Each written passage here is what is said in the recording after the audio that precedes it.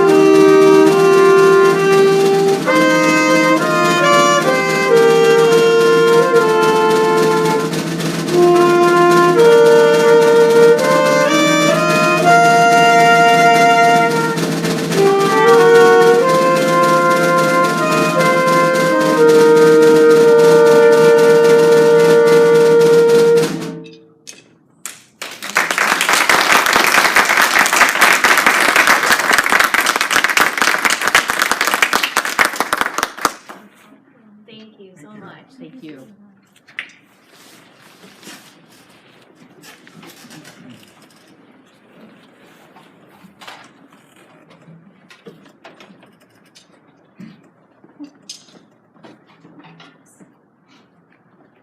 Okay, next up is the approval of the agenda. There is a change. There is a change in tonight's agenda. We have added an executive session that will now be item 13. There will be no action taken in executive session. Is there approval of the amended agenda? I'll move to approve your amendment. Okay. Moved by Natalie. Second. Second. And seconded by Deb. Then moved by Natalie, seconded by Deb to approve the agenda. Or the amended agenda. All in favor say aye. Aye. All opposed?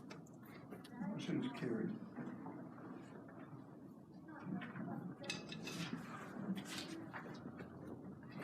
Okay, next up is the superintendent's report. Thank you, Mr. Olson, members of the board. It is my pleasure to begin my report announcing to you that we have made the arrangements necessary to honor a longtime citizen, community partner, outstanding Key Peninsula citizen, and proud Key Peninsula citizen. We have made the arrangements that his person and his legacy should be honored, and that there will be a ceremony at the Evergreen Elementary that will take what is the old gymnasium to become the new community center, and that it will be named the Hugh McMillan Community Center. So the arrangements of formal dedication will take place on a date and time that works with Mr. McMillan and his family, and the board will be notified, and I think you'll have a lovely time honoring Mr. Hugh McMillan, longtime unconditional supporter of the Peninsula School District.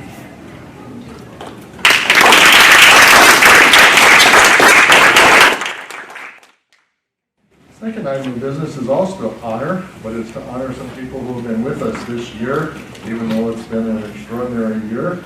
Board Member Wimberly is going to join me as we honor our student representatives. Linda, I put you out there, and we will, without taking roll here, we would first like to honor, on behalf of the Peninsula School District, Abigail Richards, in appreciation for your service and commitment to the Board of Directors as the student representative of Henderson Bay High School for the 2021 school year. Abigail.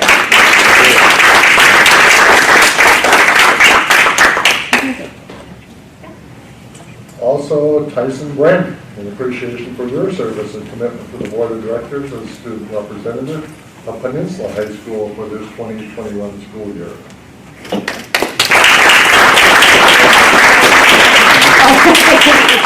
It's like Anna White moment.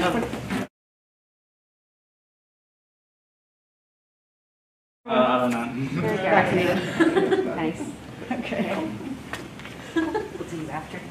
See, we would like to honor Hope Flanagan in appreciation for her service. You can't pose for her picture. And Unfortunately, I don't. Mr. Connor Flaherty, in appreciation for your service and commitment to the Board of Directors as a student representative of Duke Harbor High School for this 2021 school year.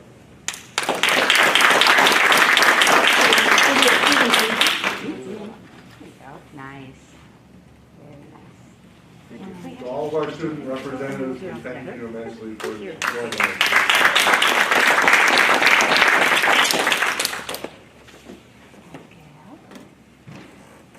Love you too. Mr. Lily. Thank you. Make sure you have the right one. Yeah. There we go. Very nice. Thank you. Good job, you guys.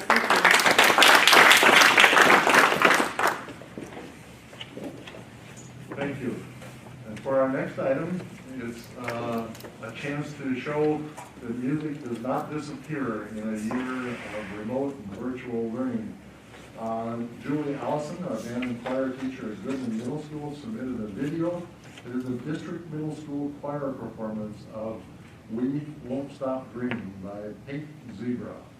Not a group I'm particularly familiar with. Take it away.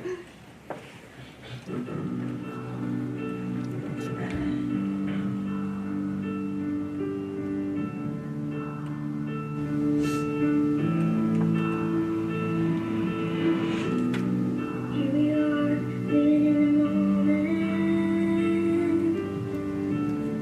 Here we are, dreaming in the open. Look around, listen to the day.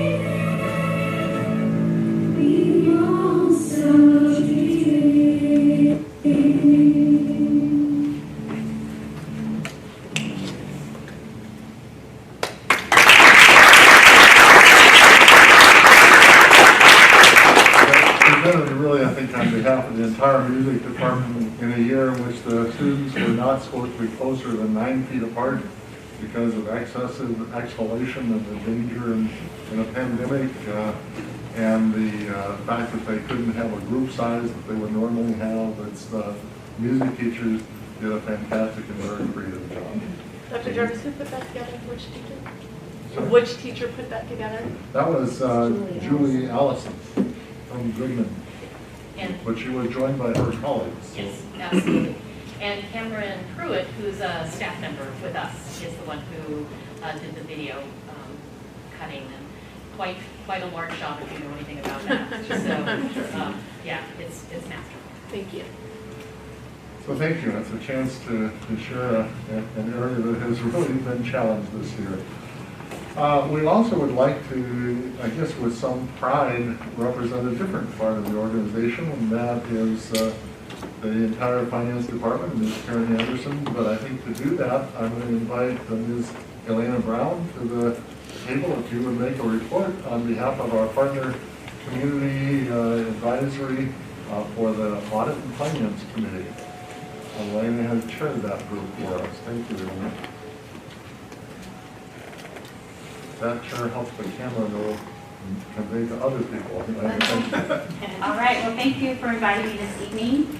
I want to provide a report of our audit committee meeting that was held on April 29th, 2021, where we heard the exit conference from the state auditors.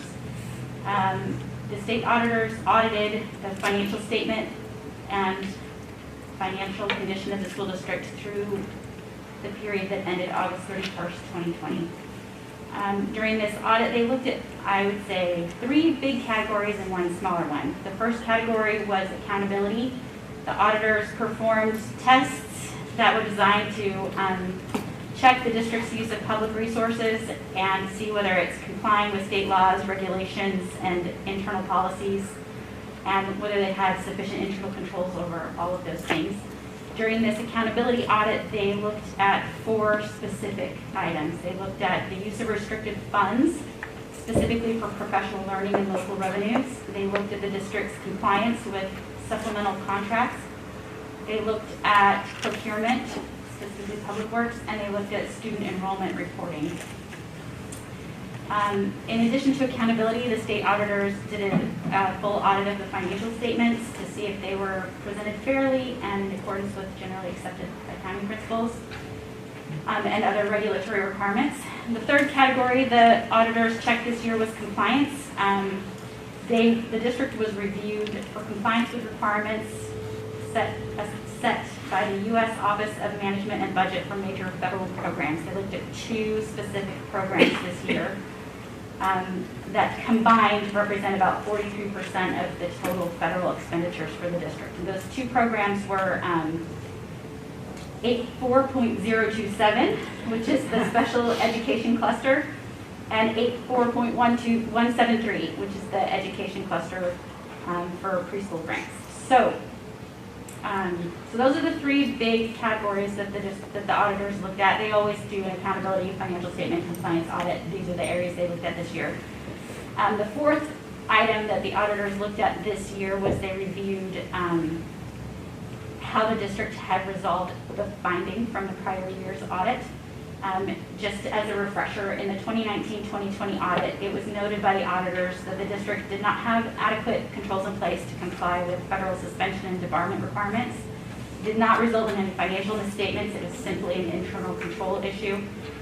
In response to this finding, the district implemented a checklist for all purchases utilizing federal funds to verify that the contractor had not been suspended or debarred. So this finding was found to be fully corrected, and the district is in full compliance this year. So to sum up, they looked at accountability, financial statements, compliance, and the finding from the previous year. In all cases, the auditors found no material misstatements or errors. They issued an unmodified opinion on the financial statements. No deficiencies were found in internal controls. Over financial reporting, no material weaknesses were identified, and no instances of non-compliance were identified. The auditors made a special note during our exit conference of the district's careful managing of bond funds and special project spending, noting that in all material respects, the accounting, reporting, and compliance for all multiple large-scale projects were conducted without misstatement or errors. So, in sum, the Peninsula School District is a sound, financially healthy district, fully in compliance with what they need to be in compliance with. Elena, thank you for your service and thank you for sharing. Ms. Anderson, congratulations. for Thank you. a absolutely clean audit, one of the toughest years ever.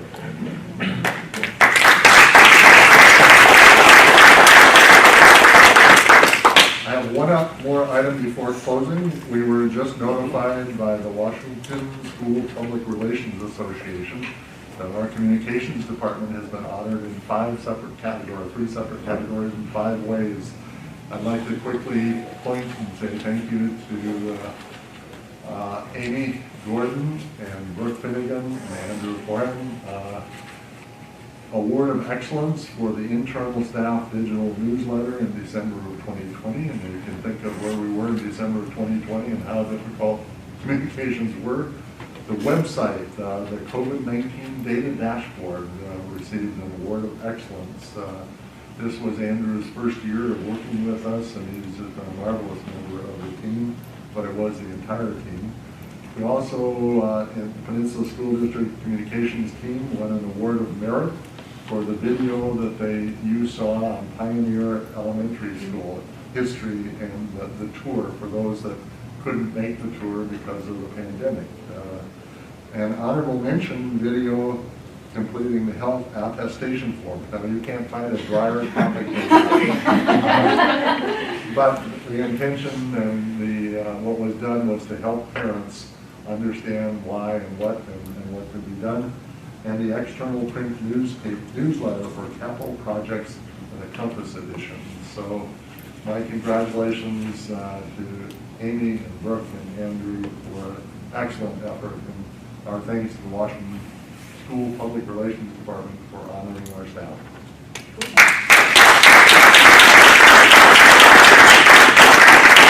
Mr. Olson, that concludes my report report. Thank you.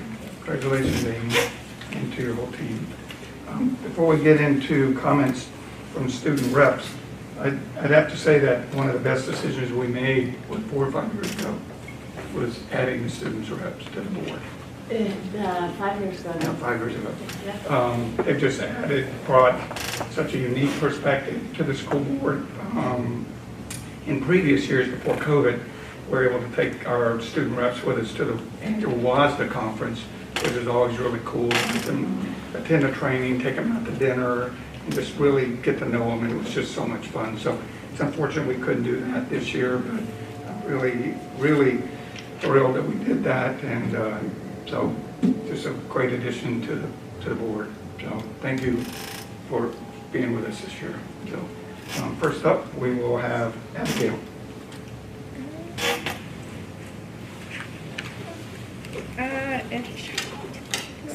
Really? This is your last one, Abigail, so you can pick up.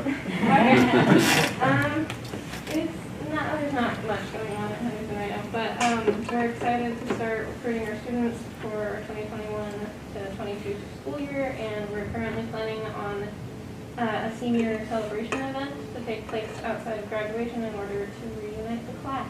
So that's all. And when is your graduation again? It is the 18th. Okay. But the next board meeting in June, the students reps will not be there. No, because they'll be graduated. That's what I mean. This is their last one. That's So- their last oh, one. Unless they come to the study session. Yeah, unless you want to come after. Coming all summer. Connor.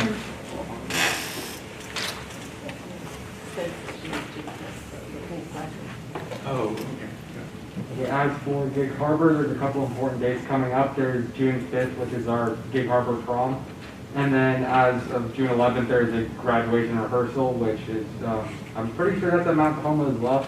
And then the graduation itself is on June 12th, which is at 1 p.m. in Mount Tahoma. And then June 13th, we're going to have that over there, the graduation car parade, which is going to be, I think, held at the YMCA, and there's a parade route there you're going to go through.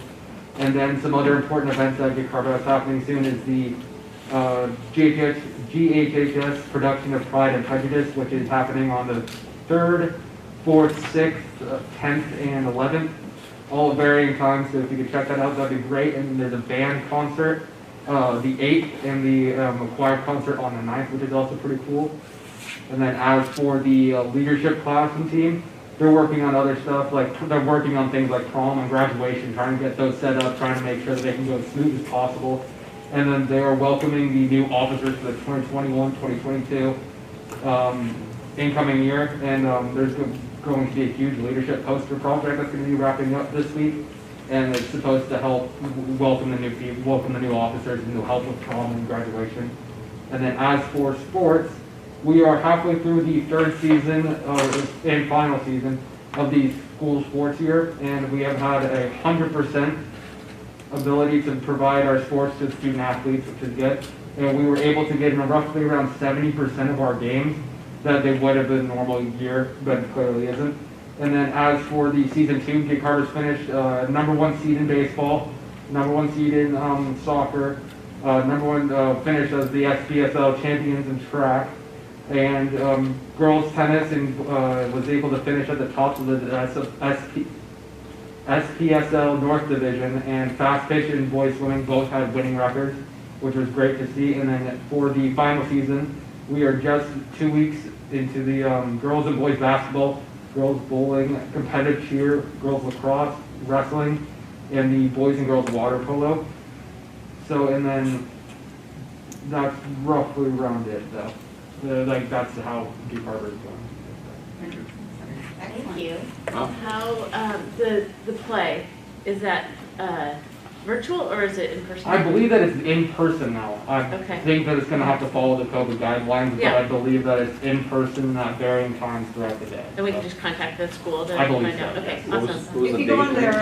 Instagram 3rd through page, 11th. Dates Gig 3rd Harbor High through School 11th. Theater Instagram page has got a link to tickets. Perfect, thank you. The 3rd, 4th, 6th, 10th, and 11th Okay. are the dates. That was amazing how, from such a small sport as we go, awesome our sports teams are, national ranked and everything's awesome. Tyson.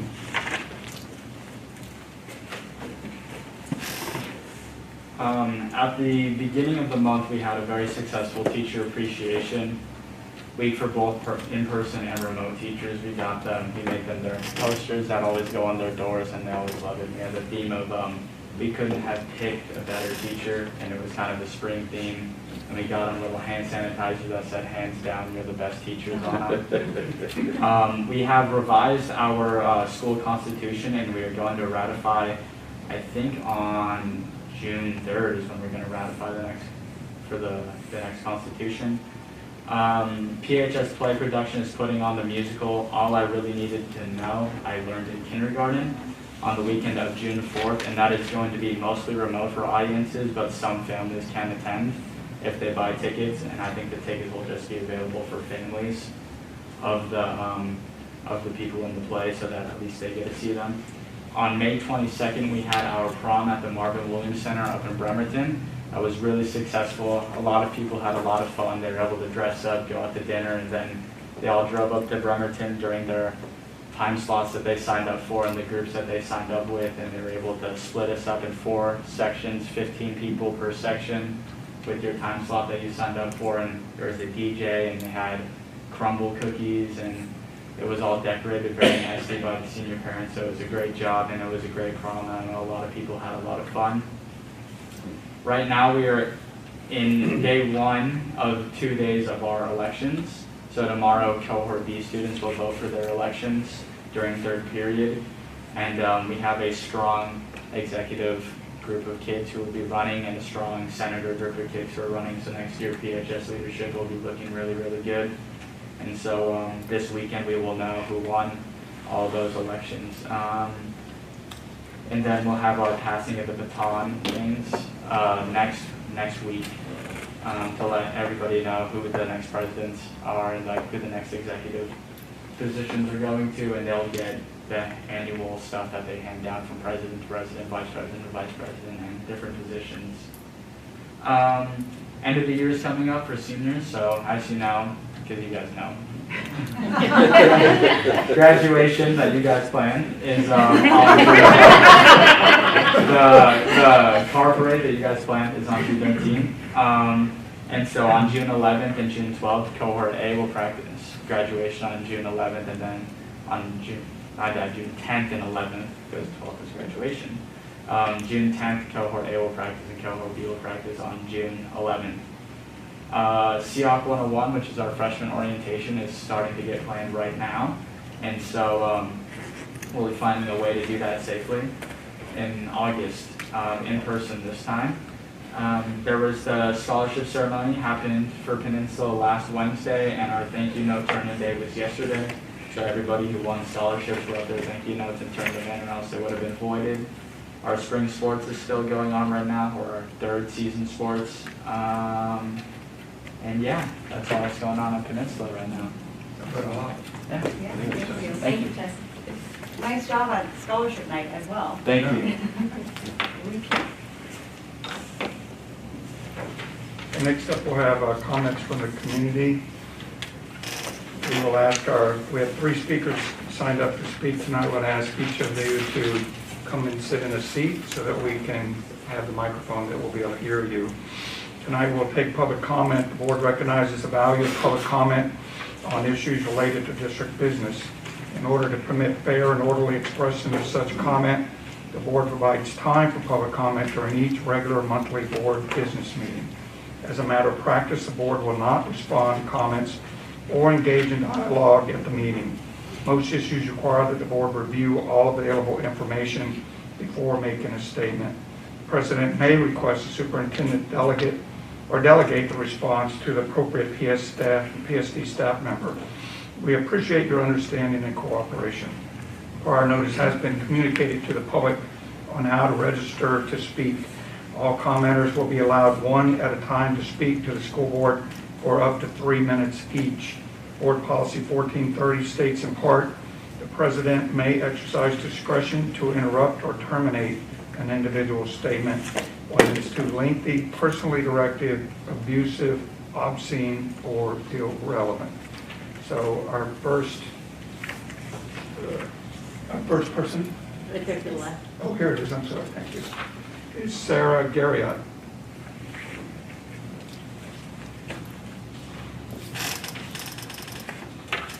I'm smiling. So you I said good evening, Dr. Jarvis, members of the board. My name is Sarah Garriott, and I am a parent in the Peninsula School District. First, I wanted to thank each of you for your tremendous work you've done over the last year to see us through the pandemic and the stresses of a disrupted school year and the building of new facilities, and you have borne all of this with grace and dignity in responding to community concerns, and I wanted to thank you for it. I stand before you this evening, or I sit before you this evening, to bring you a community petition that is signed by 401 local community voters in just under 3 weeks, which we call Honor the Vote. After the sex ed legislation passed in November, I looked into the Pierce County election data in January and found that Legislative District 26, which as you know is also the Peninsula School District, actually voted to reject the new comprehensive sex ed law in the majority. The law was never about whether or not we would have sex ed or teach good touch, bad touch, but instead it was about what methodology of sex ed we would be required to teach, and about whether or not the state, rather than a school district, would make that decision. Because Referendum 90 passed on a state level, we are now stuck with the state mandating the methodology known as comprehensive sexuality education to children and communities across the state, including ours.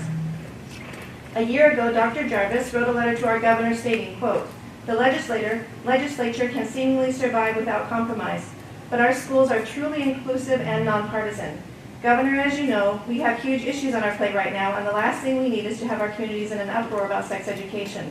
Please do what is right and take this off our plate in the midst of a real crisis," end quote. In brief, we the community majority are echoing Dr. Jarvis' sentiments in that we wish to see our schools remain inclusive and nonpartisan. We wish to end the political polarity and contention that plagues so much of our country, and we seek compromise and peace. We are therefore requesting that a written policy be enacted such that only the minimum of the law be carried out in our schools, so that those who voted to approve CSE and want it for their children will have it in full, but only in the environment of a formal sexual health education class. This policy will ensure an honest, transparent opt-out or opt-in as the district might see fit. While the law states, quote, there is no legislative intent to require CSE be integrated into other subject matters, end quote, our sex ed curriculum, Flash, gives examples of exactly how to do just that by bringing sexuality education topics into subjects such as drama, art, social studies, and even math. We ask that a written policy explicitly state that this integration be prohibited on PSD campuses and that parents be given a 2-week notice prior to any sexuality or gender identity lessons that are given in any grade. The aim of this community majority vote petition is to create peace and unity through compromise and transparency, and we request that you please respect the voice of the community and honor the vote. Thank you. Thank you. Tanya, do you want her to give that to you? Copy of. I have a copy. So you can request. Okay, thank you.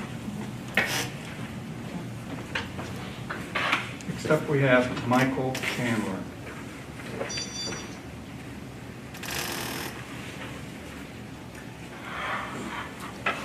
Well, thank you for the opportunity to speak tonight. Earlier this month, Governor Inslee signed into law a bill that incorporates the doctrine of equity, cultural competency, and dismantling of institutional racism into the training of all K through 12 educators across the state. As has already been demonstrated in other school districts in the state, this training incorporates the principles of critical race theory, which is promoted by a vocal minority of people and organizations that has proven to be very controversial and is, frankly, unconstitutional. It appears that anyone who objects is often intimidated into submitting, into either agreeing or having their employment compromised. We can go into the principles of critical race theory, but for this meeting it is important to cite that both the American Constitution and the Constitution of the state of Washington forbid discrimination on the basis of color or race, which critical race theory and the proposed training most assuredly do. Even within the black community, there is considerable opposition to, to the ideas promoted in critical race theory. And I refer you to an article this week in the Wall Street Journal entitled Correcting 1619's Falsehoods About the American Founding. There is nothing that I say here to deny the fact that racism has existed and does now exist in the United States. And those things need to be addressed. But to permit the introduction of this type of training for our teachers and administrators would be counterproductive, divisive, and unfair. We would invite Superintendent Reichdahl to meet with us and discuss the difficulties and the damage that this will create in our community and state.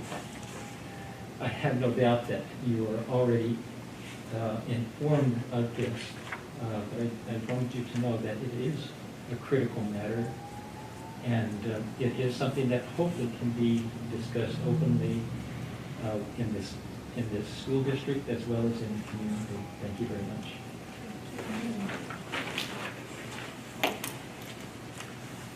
Next up is Tanya Chandler.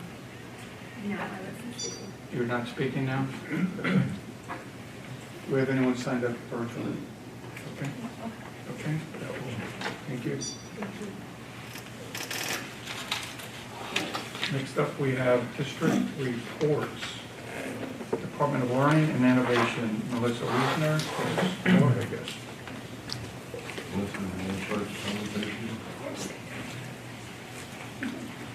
Good to pop in and then pop out.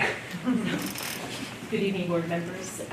This evening we will be hearing a presentation from James Fenton, the Director of Assessment and Research. He's going to talk to you about the SBA, and he's also going to talk to you about PAMRA. And that really is the extent of our presentation this evening. That was a record. Yes, well, working on it.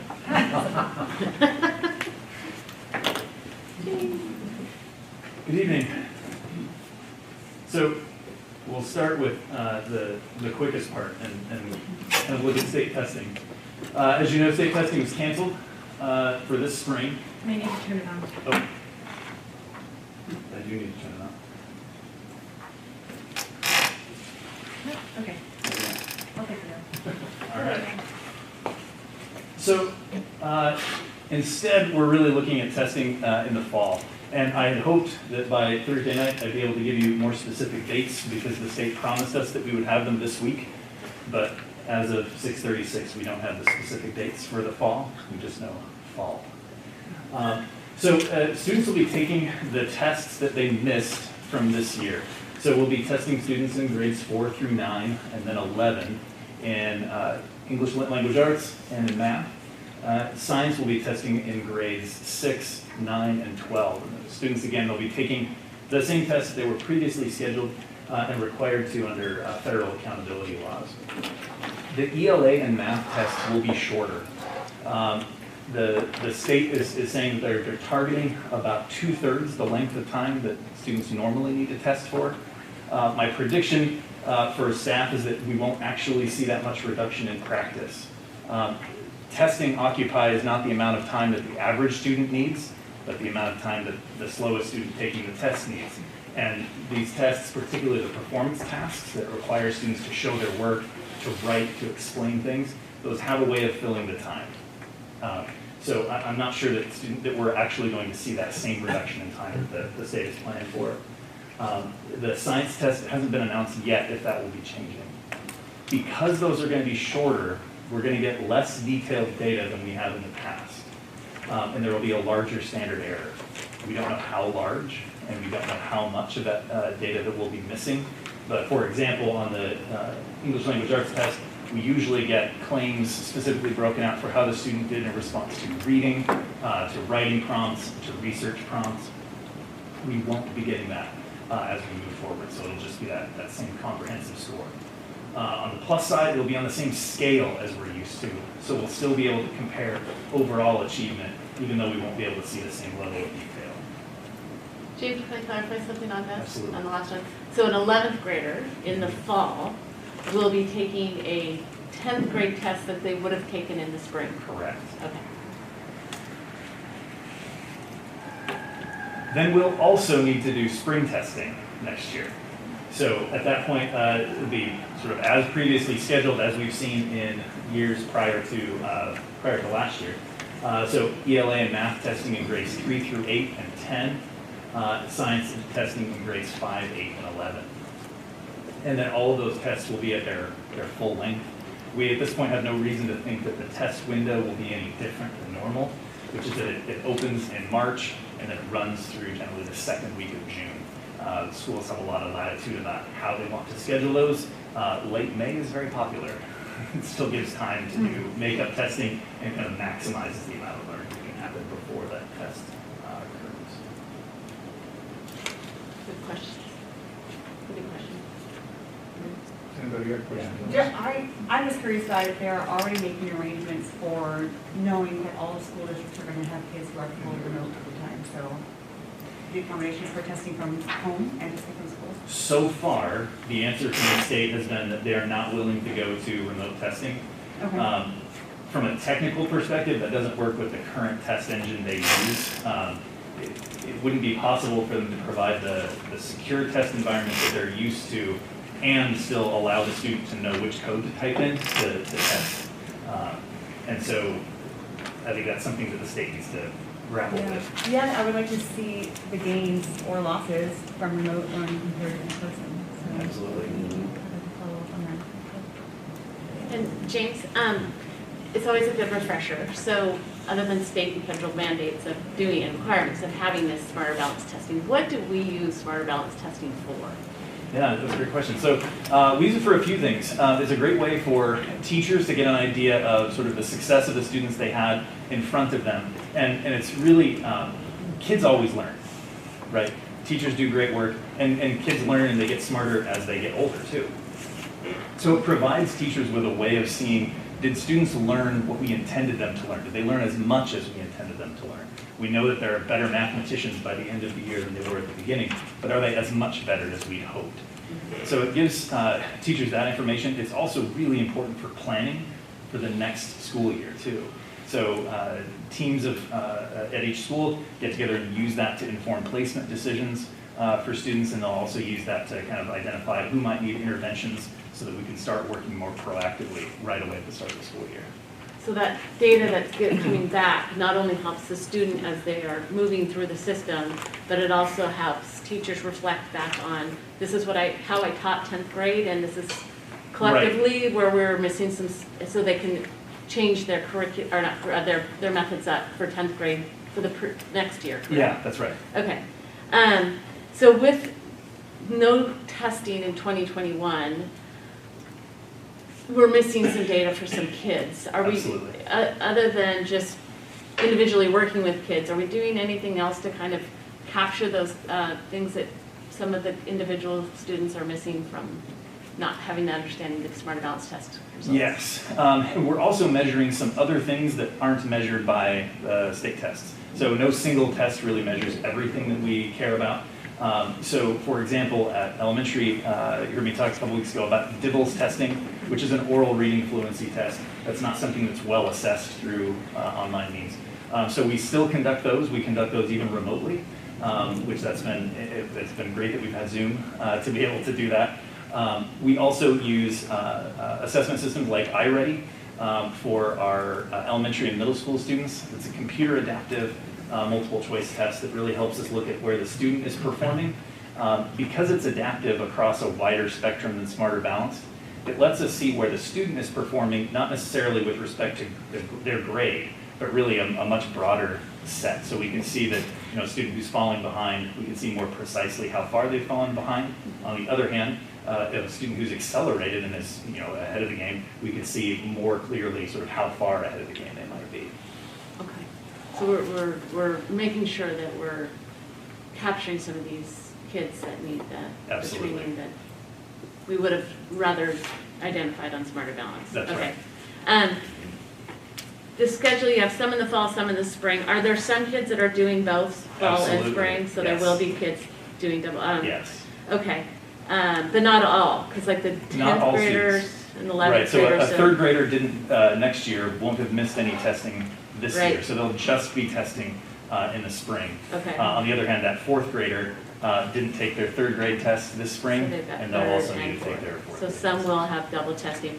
Hopefully with kids having all their devices now, that will be easier, because I know that sometimes we had to move devices around from school to school to make sure that the testing could happen, and I know that made it for a lengthy testing period. So hopefully now that we pretty much have devices in every student's hands, that it'll be easier this fall and spring for Smarter Balance testing. And we'll certainly see a larger impact this fall as we think about some students who haven't yet had the opportunity to ever take one of these state tests, so it's going to be an entirely new experience for them. So that'll be something of an adjustment. On the other hand, those students then, when we get to the spring, we can hopefully spend less time on the sort of practice and refresher of how to do that, because they'll have just done it a few months prior. And then anything that we need to do for our teachers that are doing a double testing in a year, is it they're prepared for that and fitting that in their schedules? One of the things that we'll need to do is provide a tighter, clearer assessment calendar that really sort of lays them out, the different assessments in a clear sequence that makes sense. So we'll be able to provide kind of a higher level of scaffolding for school teams as they're looking at how to time those out so that they're not sort of tripping over their own tests. Okay, thank you. Yeah. So you said you track the ones that they're tested so that when they move into the next grade, if they suffered on the Smarter Balance, they can get some intervention. What do we do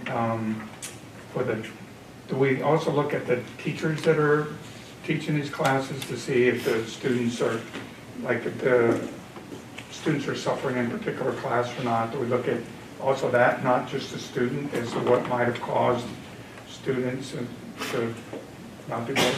We can do that. In a general sense, that level of data is incredibly noisy. And so it's not uncommon statewide, some states, not Washington, release essentially teacher rankings across the state.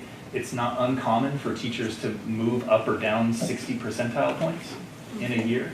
It has a lot to do with who were the students when they came into their classroom. While that's possible, it rarely tells us much about a given year. Sometimes it does give us some information about, wow, we maybe thought that things were going differently in a classroom, and then we can sort of dig in and ask some questions about, whether they're extra exciting results or concerning.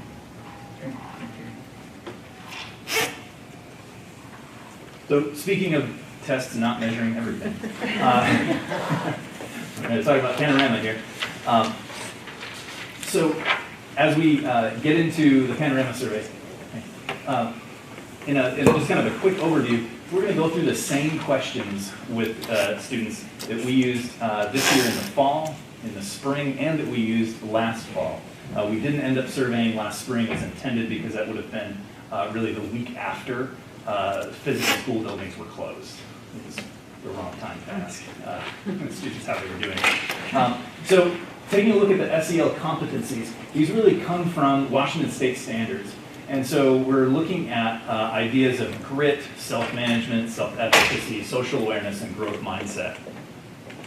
That part of the survey is not anonymous. That part's really a self-assessment. So it's the student telling us something about where they're at with respect to these particular topics. They're not revealing private information about themselves. They're really just sort of giving us some information. We'll go through a couple of sample questions in a moment for what those look like. We don't just ask a student, do you have grit? We also ask students about the learning supports and environment. And this part of the survey is anonymous. We're asking about their perceptions of school. We're asking about their sense of belonging with their peers, their sense of whether school is safe, what the school climate for learning is like, and then what their teacher-student relationships are like. Students do enter in their own unique user ID when they log into this survey. That's just to track demographics accurately so that we can know what grade level the student was in, if the student is in any special programs, that kind of thing. That's not data that we have access to. So we're not able to track down that student who feels unsafe and then corner them and ask them why they feel unsafe. Right? That's not the best way to address issues of school safety. So as we think about scoring for each of these questions, almost every question is on a 5-point scale. There are a couple that are on 7-point scales. And this is a sample set of data from our secondary students. So asking them, during the past 30 days, how often did you get your work done right away instead of waiting until the last minute? I can only imagine where my answer was when I was in middle school. So the interpretation from Panorama is that those top two responses, the two sort of ideal responses, that those are good. On the other hand, sometimes on some questions, the middle response might be just fine. So if we're asking a student, how often did you get your work done right away, maybe we're okay with sometimes. On the other hand, if we're asking a student, do you feel safe at school, we're not really okay with sometimes feeling safe. So this is one that, the type of question, I just bring it up there to kind of illustrate that on each of these, we do get reports at a question level, and it's important for school teams to be able to look through and think about, well, right now, are we okay with sometimes? Because then we could say, instead of it being a 38% success rate, we could say it's nearly double that if we're okay with sometimes the student is getting their work done right away. You go back and review, like the future slides, kind of cheated, goes back. Do you look at that from previous years to see how that trend is tracking? Yes. To make sure that what the sometimes are? Right. Okay. And one thing that we'll see on some years is it might look like we didn't really make progress, but really we got a lot of students to go from almost never to sometimes, and that's a huge win. Yeah. Right? If they go from almost never getting their work done right away to sometimes, that's fantastic. I guess it doesn't matter if they do it right away or at the last minute, as long as it doesn't impact their grade. Like maybe they're busy in a part-time job or something right. like that. There might be times where it makes sense for the student to wait. Yes? Yeah.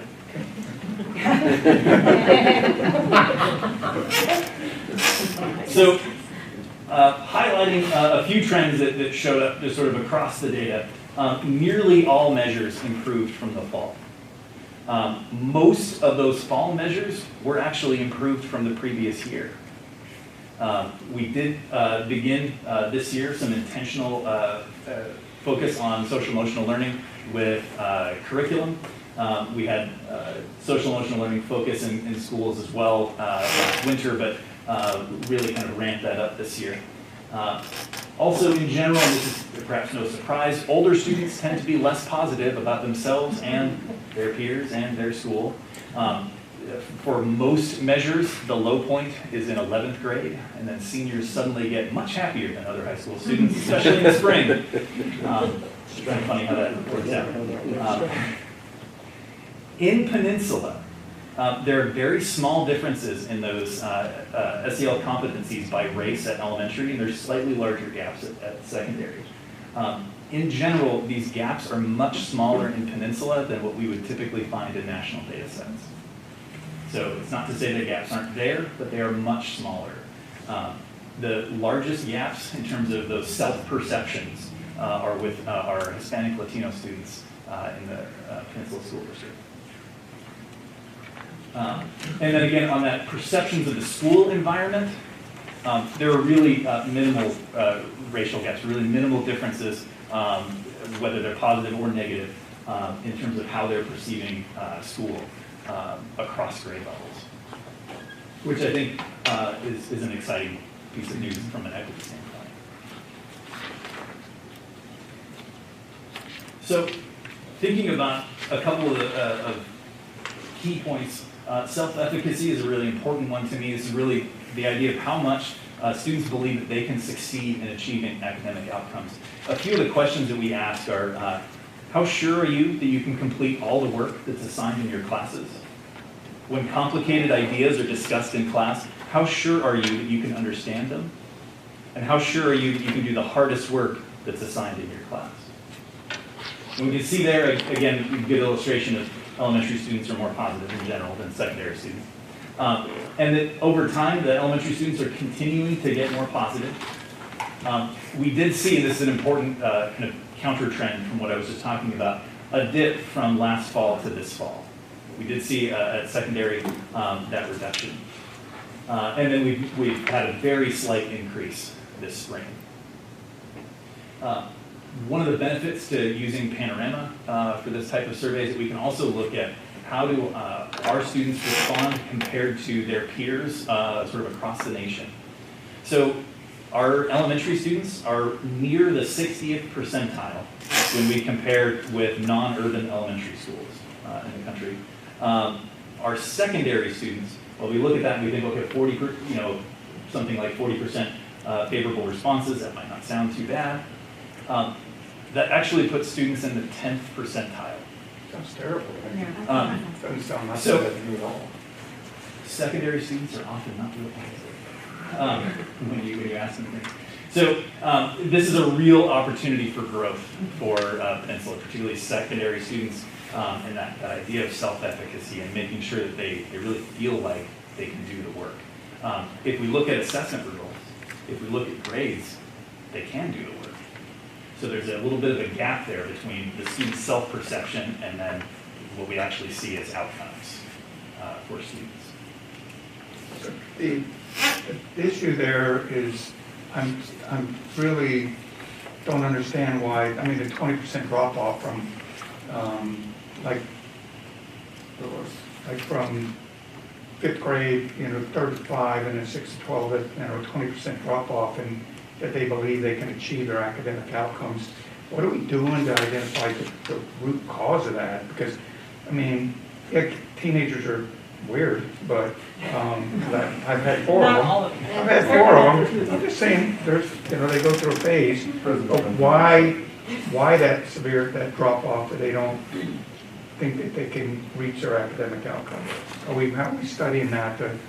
You said there's a great opportunity for growth there, but how are we going to get that from 40 to 60 or 80? Yeah, so that's one of the things that we've seen with starting this year, all of our middle schools teaching Second Step, which is a social emotional learning curriculum that's sort of designed to help students make some improvements as far as their own sort of self-perception, their comfort level with their peers, and really their idea that effort can lead to positive outcomes for students. This is our first year of that, so we're not seeing a huge change.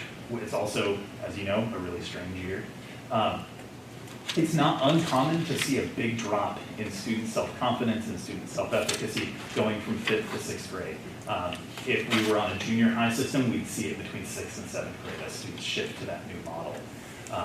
Where one of the things that I think that the data suggests that Peninsula could do a lot to improve is how do you both not let that drop be as stark, and then how do you continue to build that so that it's not just the seniors that start feeling more positive, but that students are feeling more positive.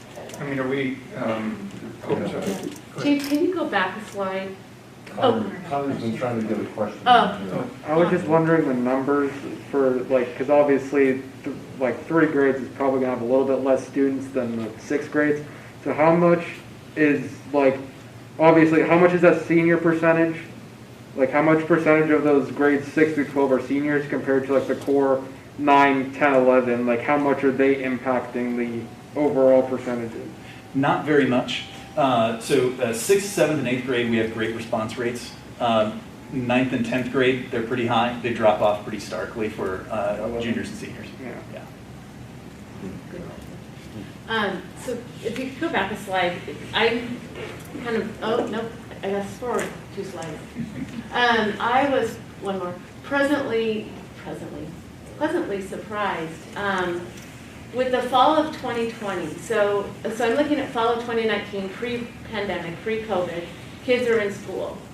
And now we've got fall of 2020 where grades 3 through 5 were home. And we've got a significant stronger connection between students and teachers, which I'm surprised, but I'm also like, we need to take a learning from that. Like, what was happening that our teachers were more engaged with our students, or that they felt a more connection with their teacher. So as we come back into the classroom next fall, 1, we should look at this, but 2, what do you interpret that to be? I think we cut out the ability for a lot of adults to interact with those students besides their teacher, because we've got students who they're not at school, right? They're interacting virtually, but their one person they're interacting with is their teacher, right? They're not necessarily seeing other adults in the school. They're not necessarily seeing as many adults in the community if they're tending to stay home at that point more. There are also, while there's a screen between the teacher and the student, there's sort of fewer of the other things that are going on in the classroom. And I think that idea of sort of that from the Zoom standpoint of the teacher, or excuse me, of the student, even if I have my own video turned off as a student, I'm seeing eye contact from my teacher the entire time. I probably don't get that in a regular classroom environment, or if I do, no one else does. And so I think there's something to that connection. I think there's also, it's likely that students were appreciating the efforts that our teachers were going to reach out and make those connections. That's absolutely not something that we want to lose, because like you said, those results are probably not what we would have expected before the pandemic, and they're phenomenal. Our elementary results are near the 90th percentile for non-urban elementaries in terms of teacher-student relations. The secondary results are above the 80th percentile. And again, we're asking students questions like, if you walked into class upset, how concerned would your teacher be? When your teacher asks, how are you, how often do you feel that your teacher really wants to know your answer? And how respectful is your teacher towards you?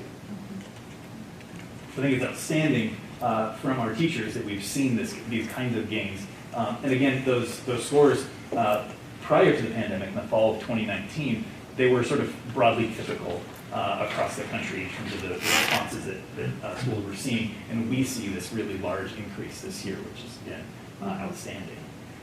I'd be curious if the question was flipped for teachers, well, how they feel they're connected with their kids compared to how the pre-pandemic. So, absolutely. I don't know. I would say if it was grades K through 2, when they had 12 kids or 10 kids in the classroom, I could see that number being increased. But that's really surprising and good, and good on us for our teachers for doing that. And let's make sure we not lose that coming back into the classroom. And so I think pivoting to the next real growth area for the district, if we take a look at student self and belonging, sense of belonging, excuse me. How much students feel that they're valued members of the school community. And we're asking students questions like, how well do people at your school understand you as a person? How much respect do students at your school show you? And overall, how much do you feel like you belong at your school? We see improvements at elementary this year. Again, very surprising, students feeling an increase. And again, these are our students in grades 3 to 5, so at the fall, none of them were here physically. But we see this increase in their sense of belonging with their peers. Whether that was different small group conversations or what, I think that's something that's really interesting for elementary teams to start kind of considering and working through as they make their plans for next year. And those gains have been maintained throughout the year. That puts our elementaries at around the 70th percentile compared to other elementaries. At our secondary schools, we really saw this as a problem area pre-pandemic, and both Gig Harbor and Peninsula teams were sort of working on what would it look like to increase students' sense of connection to one another. This was something the staff was pondering at both schools and starting to involve students in those conversations when then the pandemic hit. We don't see a very significant drop. There is a drop, but it's not very large. Those results are near the 20th percentile nationally. So our students are telling us that they don't feel as connected to one another as in another circumstance they might. So I think the challenge for teachers, for school teams, and really to include students, especially at the secondary level, is how do we leverage those improved teacher-student relationships to then become improved student-to-student relationships. So how do we sort of make use of that goodwill that we've built with our students, that connection that our students are feeling to our staff, to then feel to one another. And so that's going to be a big focus of the next school year. So if we take a look at our next steps, we'll have a need for some continued measurement. I think one of the things that the broader measurement community is really wondering is next year a new baseline? Was everything that happened this school year kind of a blip? Or does this represent new and real trends? Are we going to be sort of making comparisons with this year, or are we going to be making comparisons next fall to the previous year? We also know that teacher observations of student behavior are also really important.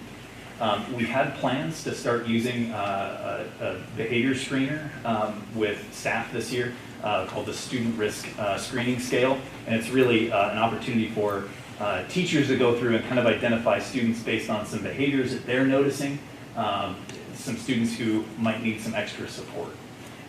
With the start of the year being remote, we didn't feel like teachers really were going to have the kind of information that they needed in order to do that screening this year. So we'll be starting that in the fall, and that'll be really helpful for us to kind of have that teacher voice into behavior and social emotional learning. We'll also be continuing to improve on our instruction around those social emotional learning competencies through second step and then character strong at the high schools. And those are again linked to Washington State standards. There's also an increase in the number of counselors that are using this data to identify small groups of students where, whether they're showing themselves through challenging behaviors or not, there are students that are sort of asking for additional support or at least some additional reaching out from counseling teams. And then it's this excellent reminder for our teachers that community building is never done. You never get to a point where you can say, I've built that community and I can wash my hands and we can move on and do something else, right? It's this ongoing issue to make sure that students are connecting to each other, to the teacher, and to the content that they're learning.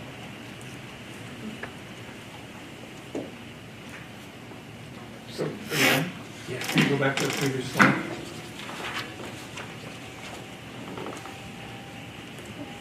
Good, thank you. So this one is, another one that's very troubling to me. I don't know, 5 years ago when I was walking through some of the high schools and I saw students sitting off by themselves eating, and it was just sort of worrisome to me that these students just seemed to be alone, and they didn't seem to be, alone just because they were like what they chose. It seemed to me that they there was this sense that they were alone because they weren't included. They weren't like on anybody's friend list. And I remember asking our student reps, if there's a way to like have a lunch buddy system or do something to try and bring these kids in that might be struggling. And they actually said they were going to do that. And so over half of our students do not feel valued in the school communities, sort of disappointing.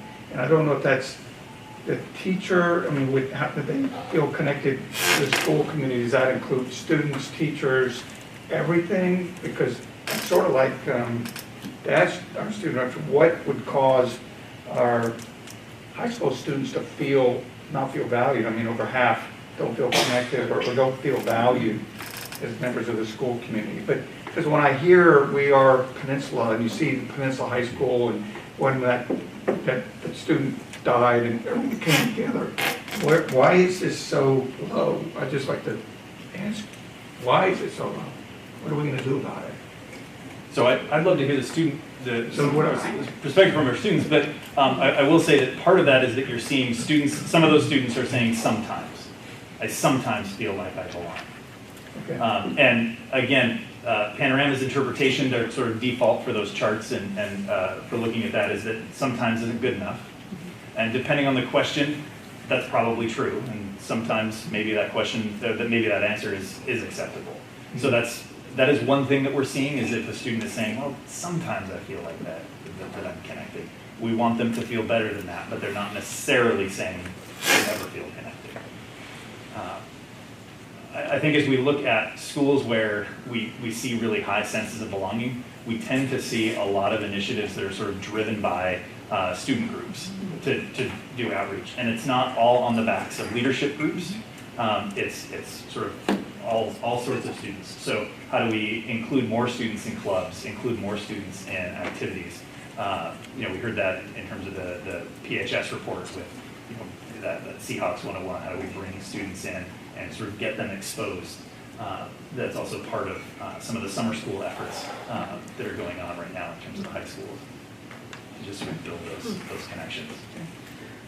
So are we going to ask these guys? You guys have Any thoughts? I know at Peninsula High School there are kids who there are the great groups of leaders who are like really there and feel like they belong, and they try to get everybody to feel like they belong. But then there are the kids who who just kind of go through the motions of school, especially now in the spring of 2021 when we were online for most of the year and then we're coming back to school. There are just kids who are there just going through the motions of it, just sit in the back of the classrooms and don't want to be noticed and don't want to be talked to by the teachers because they just but then there are the kids who also sit in the front of the class who want to be there, and I don't know for the sense of belonging part, because I know that the staff at both, I've known probably at Gig Harbor too, they're both, and the leadership students are just very out there, and they're very outgoing people, and they want to get everybody at the school to feel like they belong. I guess just sometimes we don't reach everybody. I don't really know why half the students feel like that. I mean, there's the sometimes answer, of course, always too, but it depends. It could also be the days that they take the surveys on, because sometimes you could just be having bad days, and then you get this survey and you're like, well, nothing's going right for me right now, so I don't feel like I belong here. Or you just get a bad test grade, or some drama is going down with your friend group at that one time, because high school's full of drama for some reason. And so people could just be going through different hardships at that time when they take the survey. But other than that, I'm not really sure why half the students feel like they don't belong. Hard to It's put just it. that the half of the students that said this are all taking it at the same time, so. Yeah, It would and be so- like over half the schools having drama on that one day. Yeah, that's What true. about you, Connor? I would say that it also has kind of the definition of belonging would also have an impact, because not only they're gonna have outside experiences where maybe they're in a sports team outside of school and they have a definition of belonging. They feel that they belong on that team that might be different from what their experiences as at school. And I feel like that might also have an impact on whether they're answering, they might not feel like they belong at their home. So that kind of translates to school, and they might have certain opinions on certain things. And they're definitely, the idea of belonging might not necessarily be the same as everybody else. And like, I really just don't know what I'm doing here. It's not necessarily like a bad thing, but I don't feel like I'm a part of like the groups at the school, I guess. I think that, this is just a guess, but that this low number, is 40%, as far as how much students, I mean, ideally, every school would have a culture where everyone just was 100, and, where everyone felt like they belonged, and, that would be the ideal, right? But it's also, I think, possible for teachers and staff and the school itself to be doing a decent job or a great job, and have students, there could be students who answer this low, but who feel a connection with a teacher or a staff person, but might feel anonymous amongst their peers. I mean, I think that's just a thing that a lot of, young students go through, and it could be just a particular day, it could just be, a period of time. But that could cause a lower ranking, which isn't necessarily, I mean, it's certainly a function of the overall school culture. Does that make sense? You might actually feel very valued when you come into your math class and your teacher, greets you every day and asks you something about you. Right. I think there's something to that, Lori, because I know I've talked to my daughter about this test before, and she's just like, this question doesn't make sense to me, or I can answer this 3 different ways. So I do think there's some validity to that, but how are kids really defining a word? And I know the test tries to help you, but I do think each kid is going to take it a little bit differently. So I think there's something there. But back a couple slides to like things like the anonymous questions about safety, and which really this kind of all goes together. Like if you're feeling something less than good when you're at school, that ideally could be addressed. But if it's all anonymous, if there's whatever we deem to be a significant number of students that are feeling not safe when they're at school, then what happens with that? Like, well, how can that be acted upon? Yeah. If you don't know who, Right. So part of the reason for separating those two is that if we sort of look at the research literature around improving social emotional learning, we'll see that for something like self-efficacy, the most effective things that we could do for an individual student are to work with that individual student. For something like school safety, that actually is counterproductive to try to go target that one student who's not feeling safe. On the other hand, it tells you something about we need to do something across the entire school to help our students feel more safe. It didn't put up the school safety responses, by the way. We're in the 90th percentile, which is great. It's kind of boring data. It hasn't really changed. It's very high. With what we get from Panorama, there's a piece in there that they refer to as the playbook, and that gives teachers and school leaders a look at, so if I'm a math teacher and I'm wondering what do I do about self-efficacy, or what can I do about the student's sense of belonging, I can go and I can click on that and I can get 10 different ideas that I could try in my classroom, or ideas that a leadership team could try across the whole school. And so something for them to really act on that. David, you brought up lunch buddies. That's one of the sense of belonging suggestions that's right in there, right? Is lunch buddies, or some of those kind of mix-it-up days. A lot of things that actually come from the Association of Washington Student Leaders, that our leadership groups are belonging to, whether they realize it or not, they actually have a lot of connections to those same groups that are putting in specific strategies for school teams to try right in there in that playbook. And so there's that kind of student voice of, here's what's working for us at this high school, and then that makes its way to those resources. James, did you say the valued members of school society or school community were at 40%? Did you say the national is at 20%? I may have misheard you. Go back here. Yeah. So on the sense of belonging piece, our elementary students, their responses are near the 70th percentile of all non-urban elementary schools, and then. For secondaries, our students' responses put them near the 20th percentile of okay, so I did mishear. Okay. Okay. So, do they just divide it, the rural and non-urban? There's no other, because we're kind of in the middle of it. We are. So the categories they use are urban and non-urban. And I think it's important that we, for most of these, exclude urban schools because urban inner city schools are very, very different than ours for a lot of reasons. One of them is that for, again, a number of reasons, this work has actually been going on in urban school districts for much longer than it's been going on in suburban and rural districts. A lot of things in education sort of start urban and then potentially kind of filter out. So if we were to compare ourselves to urban schools, we would mostly be comparing ourselves to schools that have been doing some of this intentional work for a number of years beyond that. My sense as to why they haven't further broken that down in terms of suburban and rural is that they probably don't have a large enough rural data set. I want to see us use this data as we move forward over the next year. We'll be diving into developing strategic plans, but I'd like to hang on to these trends. I think, David, you made a good point. It could just be a bad day that someone is taking this. When 40% of the kids are having a bad day at one time, I think that's significant. And I love that you said the most success comes from student-driven programs.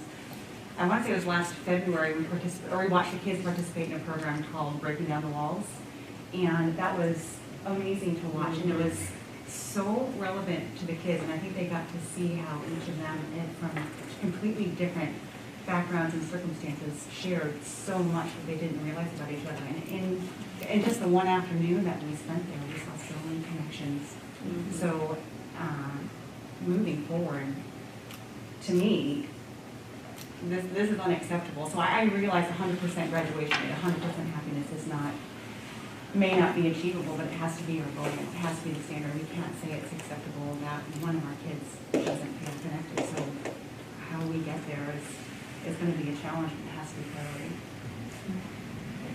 James, I don't know, I can't remember if Panorama we've been doing for years, but we've been doing some sort of testing like this for many years in our district. And are we dropping over the years, or is this a pretty typical for where we've been in the past? So this is our second year using Panorama. Yeah, before that, I believe we were a year or two, there was a gap. And before that, we were using survey instruments from the Center for Educational Effectiveness. Yeah. So we've kind of seen all along that social emotional learning was a real need, and that was part of the reason why that was a big focus of the multi-tiered systems of support, the NTSS work last year, was really knowing that was a big need here. Mm-hmm. So I mean, have you looked back at this stuff a couple of years ago, and I'm sure the questions were different, but probably in the same vein. Not recently enough to give you a real clear answer, okay, other than to say that we're seeing some change, but it's not huge. Okay. Can we have access to the whole survey? Yeah, I can send you a report. Okay, Yeah. I'd just like to see all the questions. Thank you. Thank you. Thank you. Thank you. What about 500 pages? Okay, next up, Assistant Superintendents, John Elwood and Dan Gregory.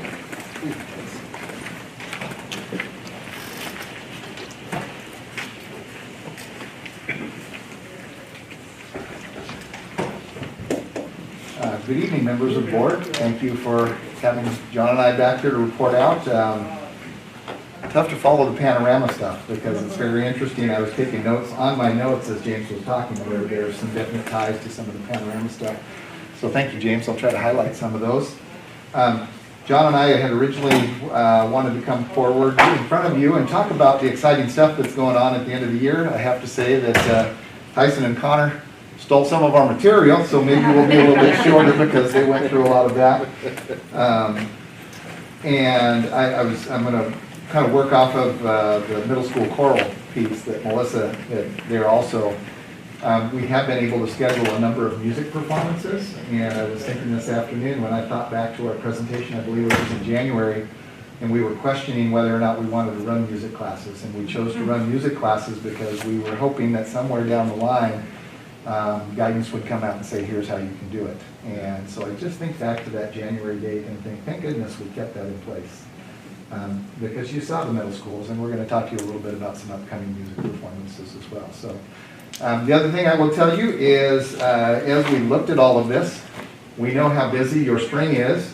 We don't expect you to write it all down, and John and I are going to collaborate, and we're going to put this all on a calendar for you and get it out to you through Tanya, because we know you like to participate as much as possible in all those events, whether they're elementary car parades or whether they're high school music concerts. So we will get you a comprehensive calendar with all of this, so you don't have to write quite so quickly. Thank you. Thank you. With that being said, I would just start with the elementaries, and all of our elementaries, we're going to talk about celebrations that are coming up, and all of our elementaries are doing some sort of fifth grade moving on car parade this year. So you will get that on your calendar. Some of them are on the 21st, some on the 22nd, some on the 23rd. That might work out well if you're in town that week, so that you can go to several of those. They'll all be doing some sort of car parade, however.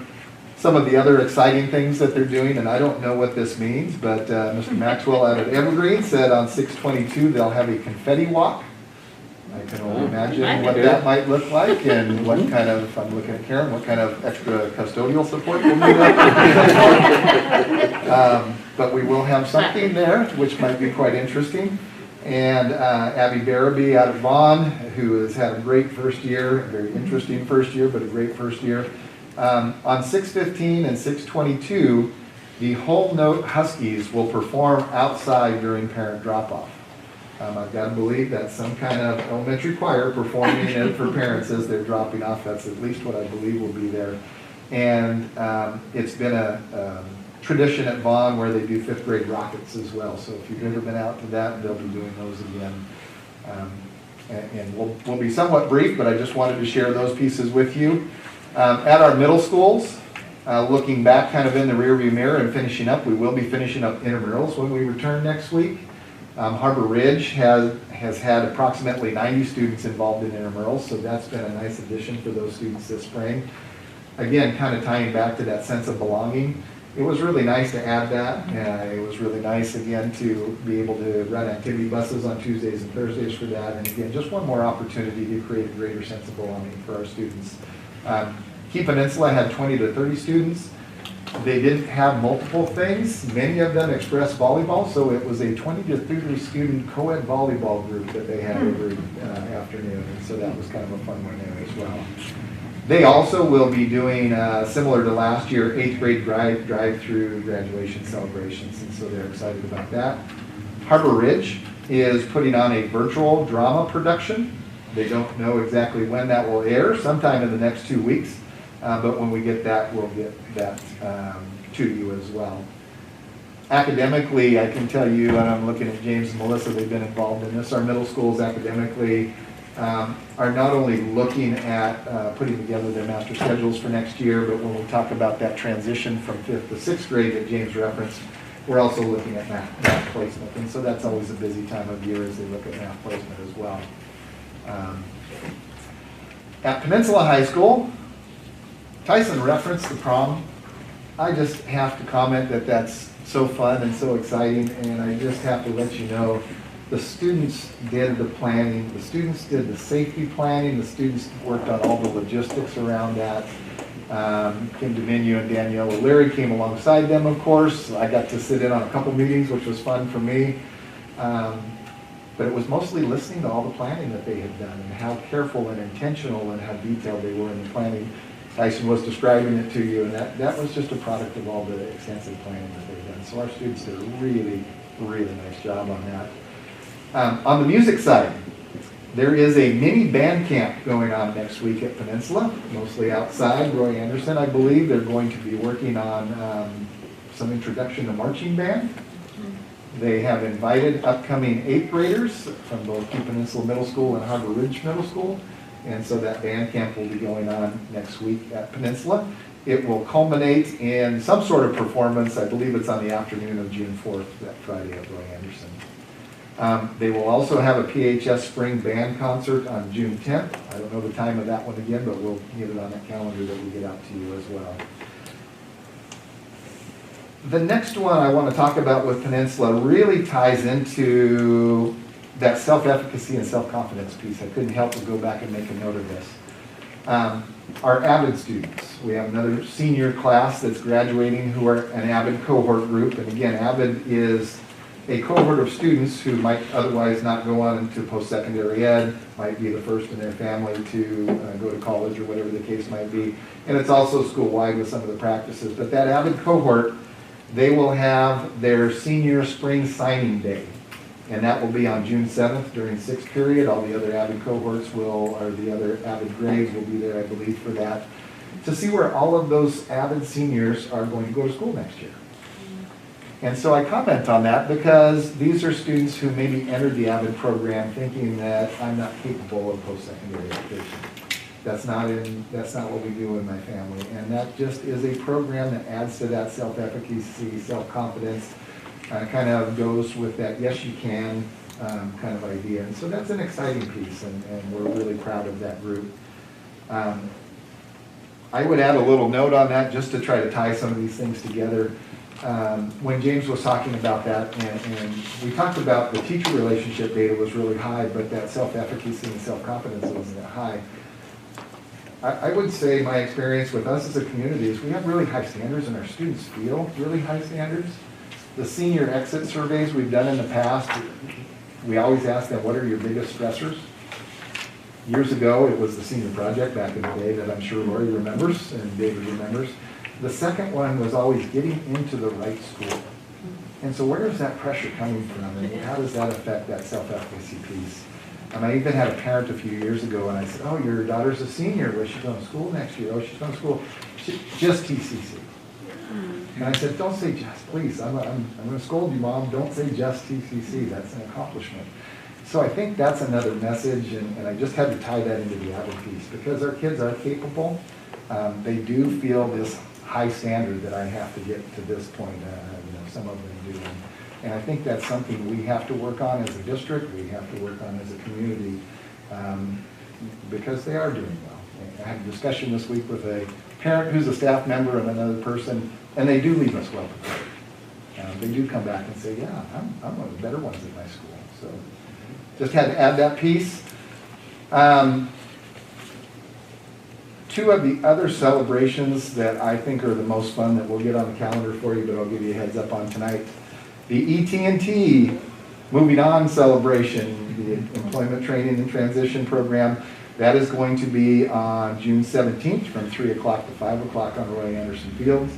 Outside again, that one is always a great celebration. And then our Community Transition Program, that is a graduation because those students are moving on. The other one's a moving on ceremony because they stay with us as 18-year-olds. But CTP will graduate. They are going to have their event at the Key Peninsula Civic Center. And that will be on the 16th of June from 4 to 5. That's a change, yeah. So we'll get that, we'll get all those on the calendar for you.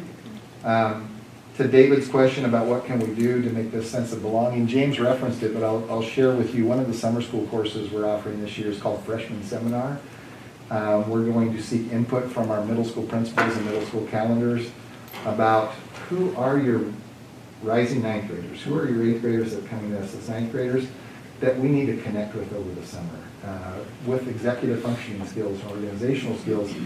But who needs to step foot in the building and walk around the building, and how can we make them feel more connected as they come in so that that connection doesn't have to wait until winter or spring, or how do we get it started in July? And so we had a great discussion about that today. We meet each Thursday to get more and more prepared for summer school. Melissa, James, and several others, and myself. And that was one of our things that we had on the agenda today was, what does that freshman seminar look like? There's no course out there. We got to create our own curriculum. So let's create it out of how do we make students not only prepared academically for high school, but how do we make them feel connected? So that was kind of a fun thing, and we're looking forward to that. And I did write down when James was talking, breaking down the walls also. So yeah, I'd love to bring that in. Can I ask you a question? Certainly. Added, I know a couple of years ago, when Deb and I were on the board, different board makeup, but there was an opportunity to expand the Avid program, and at that time that was not the direction the board took. What can we do to expand the Avid program? Do you remember that when we tried to do that? I won't go into details, I'll just, that didn't happen. Is it possible for you and John to come back to the board at a later date to discuss that possibility of doing that, revisit it? I'm just curious. Oh, anything is possible, and Anything's I possible. know our Yeah. students have benefited from it. And not just our Avid cohort students, but just the Avid practices Right. that go Right. across the building. Is it possible? Yes. And what I would tell you is we'd have to revisit with those schools. When we first brought Avid on board, I had a couple principals say, hey, how might we do this? And what we talked about was that was one of our successful pieces where we brought a building administrator together and a teacher together from each building. And we studied Avid, we went out and did site visits, we came back and studied it some more. And then we said, is this something that will benefit our students and you want to do? And they all said, yes, let's do that. And the reason I bring that up is through that study, we developed, we at least saw a readiness to benefit. And if you just say, hey, we're going to go in and put this in your school for you without developing that readiness to benefit, I would just phrase it as we want to do something like that with them, not to them. But that can be something we can revisit should we want to. Yeah. In a year. I remember we're talking, one of my kids was highly capable, but didn't know how to be organized. So I think some people don't think that, highly capable kids would benefit from Avid, but, after going through Avid, I mean, he's extremely organized, over-organized. But I mean, he can benefit. I think that discussion would be a really good discussion in our strategic planning as well. Like, if we have that overarching structure, and like, what are the programs that feed into that? And Right, the inclusivity work that we're working with WASA, excuse me. What, like, how does that all feed up? I don't disagree. No, I agree with you. I just think that I'd really like to be intentional about what and where we grow as we develop that strategic planning. And that would work perfectly if, if you're, because you're going to be part of the strategic plan. Just I'd like to revisit that going forward. Because I remember Dora making a comment years ago. I did this COVID and I'm just so organized in all my notebooks. And so I just like Well, we don't want to go back to COVID. No, this is 4 or 5 years ago. Right. Yeah. You said, good, never mind. Oh, no. Doesn't matter. Sorry, I didn't hear it. But Doesn't matter. I just like to look into that again. If it's part of the strategic plan, that's great. I agree, and I like what Deb said, because if we do it, it has to be intentional, it has to be purposeful. Yeah. And quite frankly, we are on the Peninsula feeder side. That is our higher free and reduced lunch side, but that doesn't mean that we don't have students that would benefit from those sides. So they're out there, and we're going to continue to reach out, whether it's Avid or not. We have to continue to get better on the things that James talked about. I made a note with a big star. And again, I'll just come back to it. We have to understand how our, as educators, input on students is being felt as well as our communities when it comes to those expectations. So all I can think of is, our kids are doing really well. Why are they feeling less than? And so that's something we have to continue to address. I like one of the things you said, and I'll go back and preface this.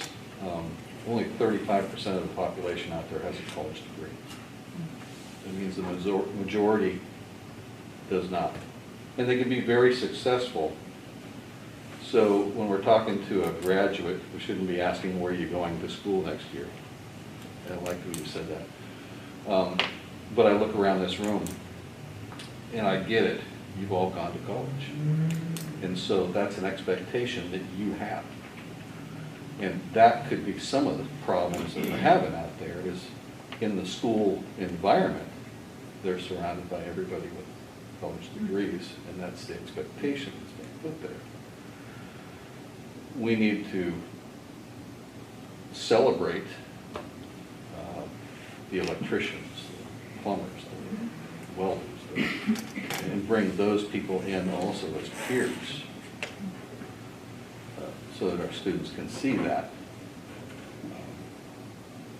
I know a couple people who are very well educated and 2 of their kids are not going to college. And they're dumbfounded. And I'm going, it's not fair. I make a real good living, and I didn't go to college. So We need to embrace that. We need to honor that. I think what you'll see if you're there for the Avid piece is you won't see all four-year universities. You'll see community colleges, you'll see technical colleges. Yeah. And we need to applaud that. Yep. Yep. So we need to do that more. Yeah. Thanks, Dan. Thank you. Thanks for the material. It just kind of fed in really well.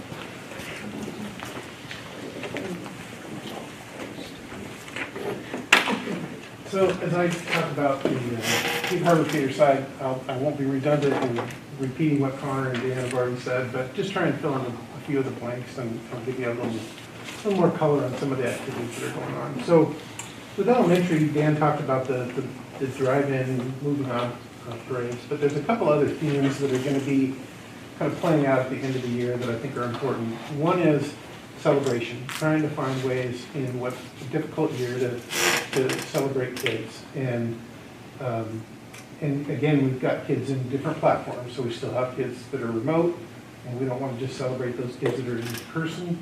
So bringing together everybody in the school community on Zooms, a Zoom assembly, so that everybody can participate in that is part of what they're planning. And so that celebration and bringing everybody together are two of the things that they're going to be doing. The last day of school is going to be a little unique in that it's a Wednesday, the 23rd, and that's not an in-person day. So that will be a day where they can have everybody on Zoom.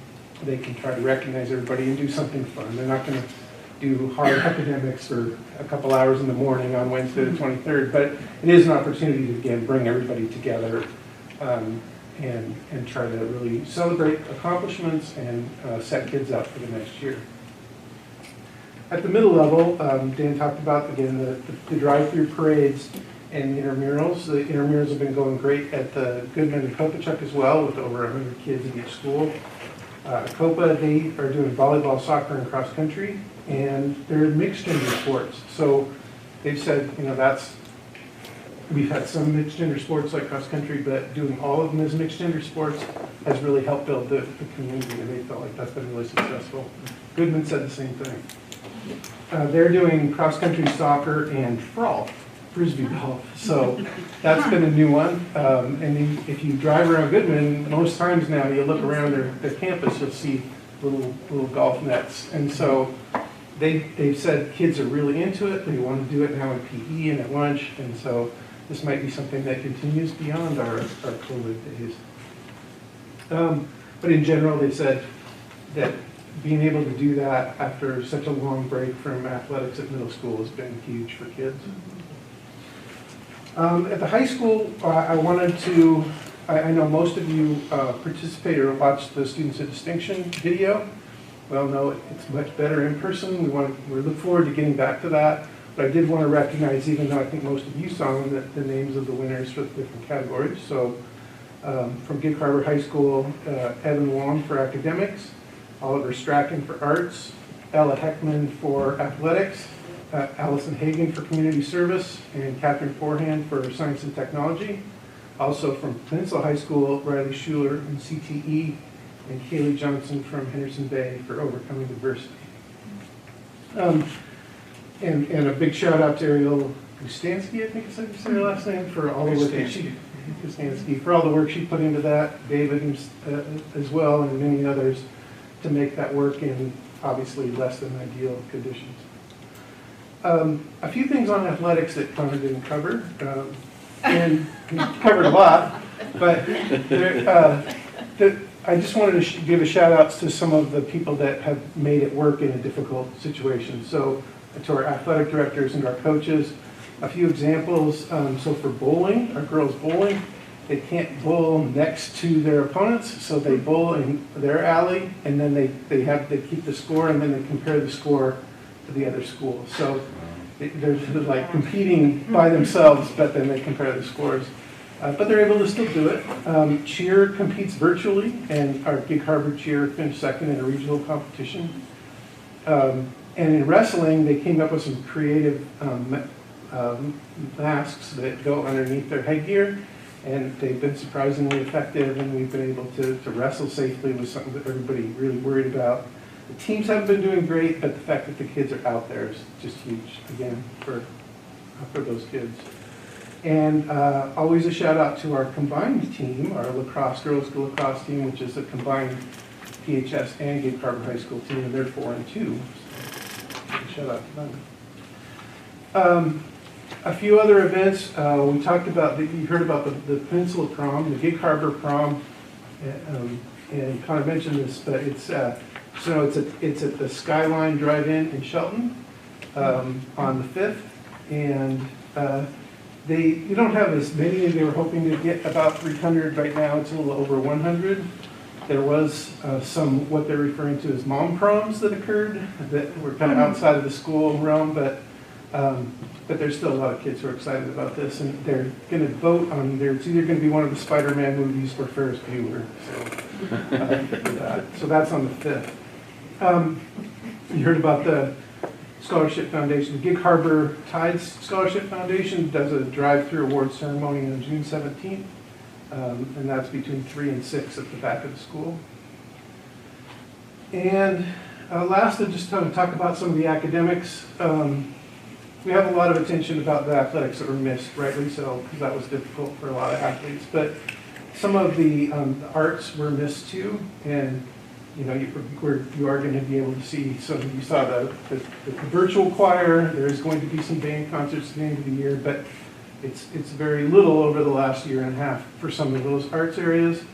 In the area of visual arts, we know that visual arts can flourish in difficult times. We had a virtual arts contest at the end of last year, and so it's a time when kids, especially if they're alone a lot, can really express themselves. And so I want to finish by showing Elise Naiman's beginning arts class and some of the art that they created. And what you'll see is where it started totally remote, and then when the kids come in for second semester. So, am I running this, or are you? I can do it if you want. Okay, go.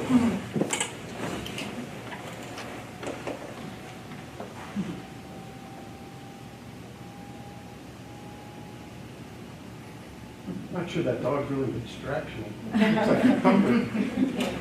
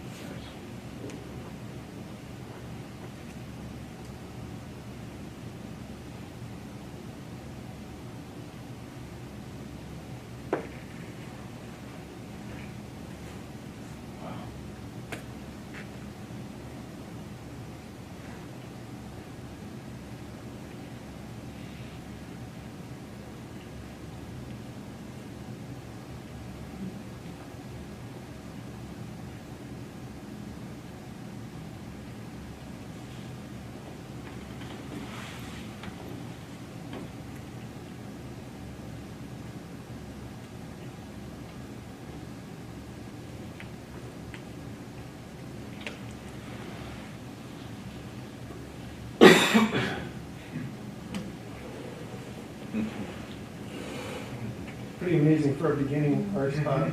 And so, another in-person stuff. very talented in-person.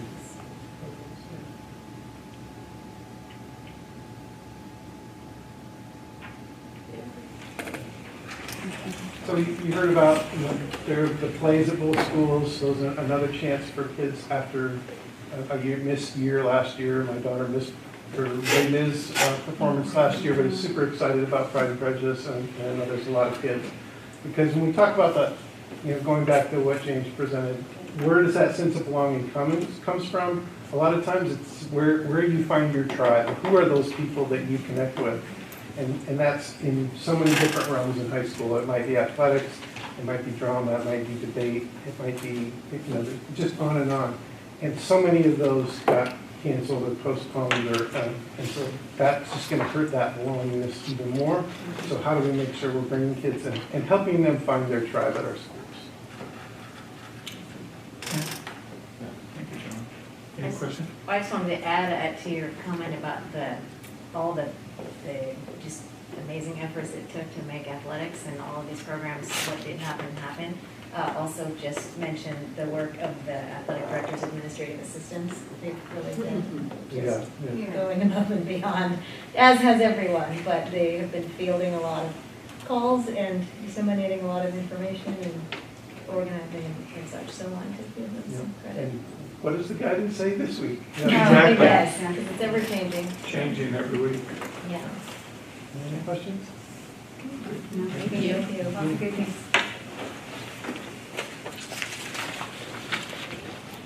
We'll move on to old business, item number 9.1, approval of academic and student well-being recovery plan. We discussed this not too long ago with Melissa.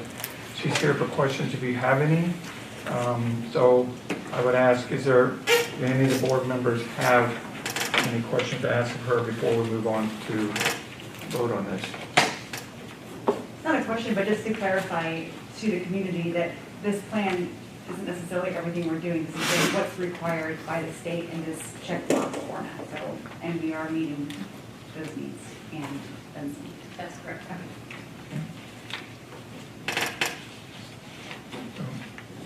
I know it's a lot of work, and thank you for sticking with it. I know we had a lot of questions a couple weeks ago. Good.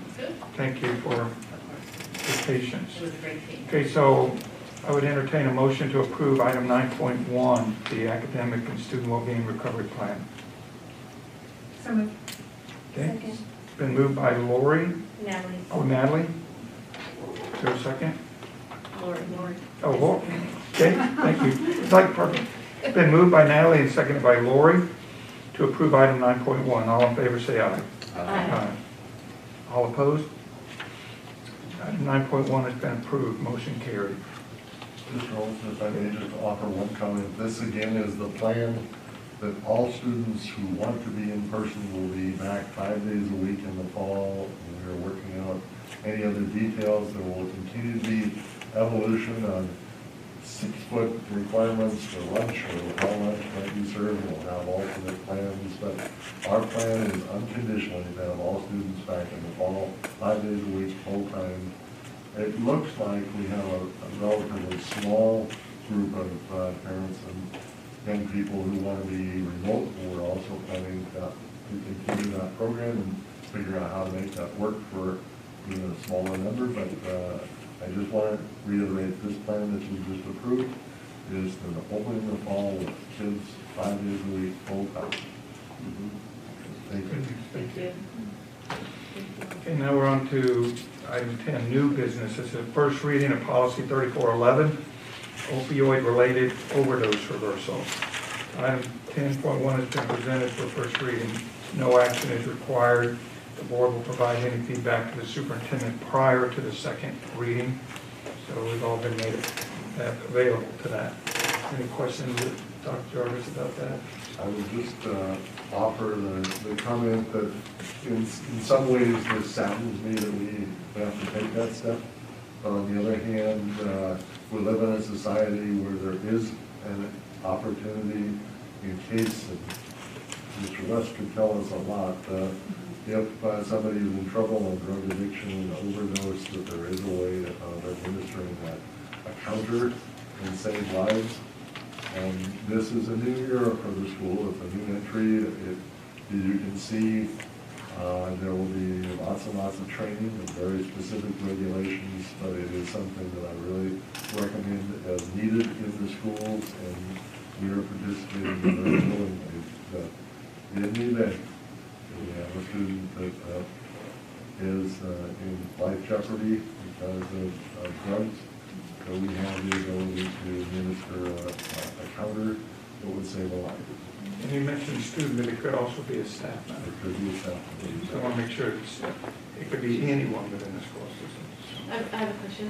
This is brought to us as a proactive approach, and it's driven off the 2019 bill that was passed. So is that correct? Right. And it's not necessarily we're seeing this in our schools as. No, it's not in response to anything other than statewide. This has become doable, if I can put it that way, that school districts would be legally able to respond, and this is what it would take to do that. So you're looking at this as Similar to a paddle that. Like an AED. correct. Yeah, An AED in the school for a different purpose. So as the policy and procedures speak to, so if there is a nurse on site, those nurses will be trained and prepared for this? Yes, and we can certainly come back with more, but basically it's to have a trained person in a school, so. So it might not necessarily be the nurse, because we don't have a nurse at every school at all times, so, okay. All right. Thank But you. I was concerned about the storage, but I'm sure we're gonna work that out depending on the school where it's gonna be stored. It'll be unlocked, accessible. Privacy and security, so yes, we have to figure out how to do that. Any questions, student reps? Okay, thank you. This is first reading, right? First reading, so we don't know. Yep. Okay. If you have any questions, just get them back to Dr. Jarvis. Okay, thank you. Next up is the consent agenda. Is there any discussion on the consent agenda prior to the vote? No? Seeing none, is there a motion to approve the consent agenda? I move to approve the consent agenda. I'll second Okay. It's been moved by Deb, seconded by Chuck, to approve the consent agenda. All in favor, say aye. Aye. All opposed, say no. It's been motion, I don't know why I said that. Motion's carried, consent agenda is approved. Okay, move on to item 12, board discussion and comments. Let's go first. Yep. So a quick question about the Hugh McMillan Community Center. Who's going to contact you and? We will, Hugh had been contacted, and now we need to set up the time that will work for you. And You knew it was going to be happening, but you didn't know the time. We will be working with a couple of you to do that.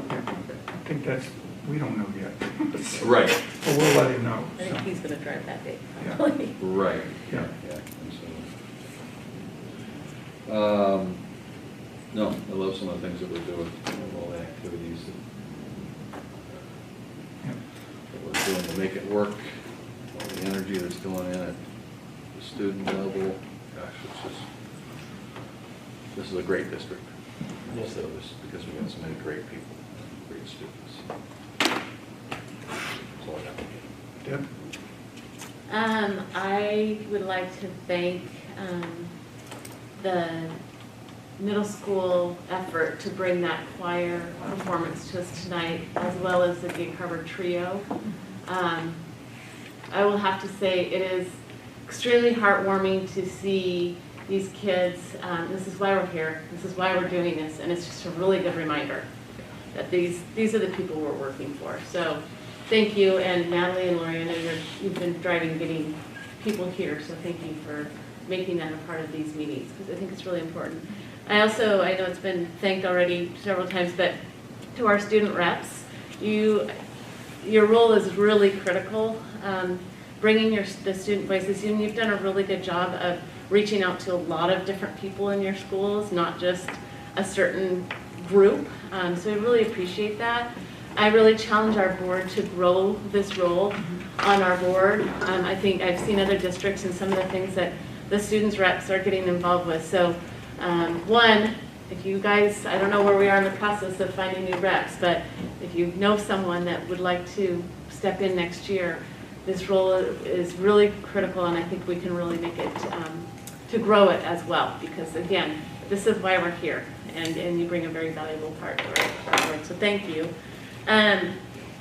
Lots of thank yous tonight. The thank you to the community members that are working on the Finance and Audit Committee. I know Elena left, but I really appreciate that group. Chuck and I both sit on it. There's a lot of expertise on that group. There's a lot of just really thoughtful community members that have input on this, and so I think to them and thank the district for having that committee. I think it's really important that we have this oversight of a community members looking at all of the audit and finance we're doing a great job, but it's definitely great to have outside eyes reporting out to our community as well. So, and then I'm not going to go into it deeply because I know that they're working on bringing all this to our district, but I've just had have had a pleasure of working with the WASA Inclusivity Practices team. There's some great work being done, and I know, again, I'm not going to go into it because they're working hard on how they're bringing that, but there's some things that will lead into our strategic planning and our visioning.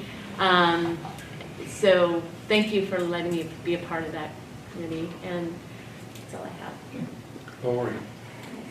I just really was going to say most of those things you just said, but thanks, Bill, thank you. But again, a thank you to the Cameron, Anya, and Jackson who did the national anthem tonight. It was just brought tears to my eyes. They did a fantastic job, and I just made me realize how much I miss band concerts and choir concerts and all that stuff. You know, and I'm excited to hopefully see more of the plays and concerts. So that was great. Also appreciated the middle school music video. That's really hard to do because those students are alone. If you think about performing, you know, it sounds fantastic, but to actually record it is phenomenally difficult. And then to put it together, someone mentioned that already, is even probably more difficult. And thank you also to you guys. You have brought just a great perspective that we can never get. So thank you so much. Thank you, everyone. And I yield the remainder of my time to Natalie. Thank you. Marty? Okay, I'll make it quick. I think this is technically the last regular business meeting that we have within the school year. So I just wanted to address everyone a little bit, I guess, on what a year this has been. And I saw a quote yesterday that just made me think of being here with you all. And it said, a team is not made of people who work together. A team is made of people who trust each other. And I feel that with this team up here, but more importantly, I feel that with the greater community. And this year has been really, really tough. And I hope that trust hasn't been fractured, but I know that the relationships have been tested. Not just here, but everywhere. And we have the unique opportunity, but also responsibility to look at all of the decisions that we had to make this year and factoring in the concerns and the needs of every stakeholder. Ultimately, our prime directive is to do what is right for the students. And so I hope now that the chips have fallen and the dust has settled, that this team and everyone in this room will be viewed as someone who really put the kids first. And moving forward, that's what we have to do. It's all about you. It's all about the kids that we saw on the screen. It's about making sure that this is the best place for you, that it's a safe place, that it's inclusive, that it's friendly, that you learn. So then when we move on to the next part, when we say goodbye to you after 13 years, whether you've gone through all of it here or elsewhere, a lot of our students come and go, that you can look back on this time and feel valued and have good memories and have made friends and learned and know that there's someone who has your back all the time, whether that was a teacher, a counselor, a board member, a coach. And I encourage you to take an opportunity to think about who that might have been for you and reach out to them and let them know. So thank you to our student reps, and I think you're going to hear it over and over tonight, but you bring so much perspective, and sometimes it's just nice through it all to look over and have you as a reminder of what we do, why we do. You are our why, which is another buzzword, but I hope that you feel that. And to your families and all of the families of graduating seniors, and I'm going to try not to put myself in a scope because it's going to be hard to say, but thank you for the years that you spent here. And gosh, it doesn't seem like that long ago that we were sending our babies off to kindergarten, and we have made how many school lunches, how many assemblies have we been to, the carpools, the friends,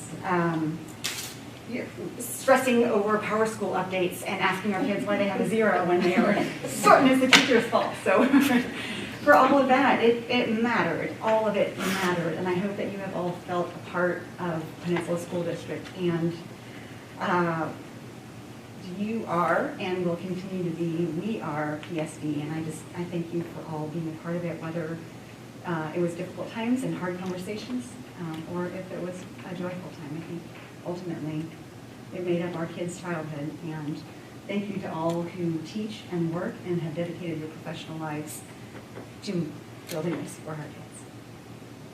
And I do the rest of my time. You must be a senior mom. Mom of the seniors. I should have let you go last. I know, it's okay. Should have warned you, let you go last. That was an excellent closing comment. Awesome. For me, it was an honor to, as chair of the Students of Distinction, to recognize our amazing students for their high school or their actual careers, for all the work that they did.